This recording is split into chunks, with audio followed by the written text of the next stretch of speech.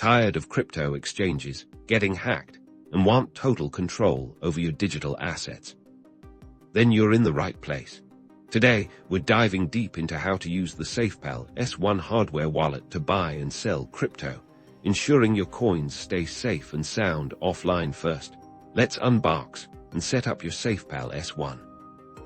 Inside the box, you'll find the device itself, a USB cable, Mnemonic Phrase card, and user manual power on the device. And follow the on-screen prompts to choose your language and create a secure PIN. This PIN is crucial, so don't forget it. Next, the S1 will generate your 12 or 24-word mnemonic phrase. This is your key to recovering your wallet. So write it down accurately on the provided card and store it in a safe, offline location, never digitally. The device will then ask you to verify your phrase to ensure you've written it down correctly.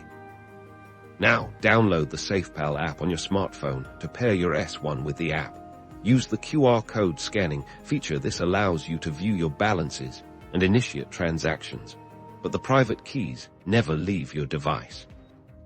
To buy crypto, navigate to the Buy section in the SafePal app. You'll see options for purchasing with fiat currency through integrated exchanges like Simplex or Binance.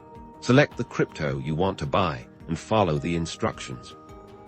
Before the transaction is finalized, the app will display a QR code. Scan this code with your SafePal S1. The S1 will then show you all the transaction details. Carefully verify everything: the amount, the address to prevent errors or fraud. If everything looks correct, use the buttons on the S1 to approve the transaction.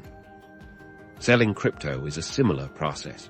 Using the sell function in the app, remember to always double-check all transaction details on the SafePal S1 screen before approving by using the SafePal S1.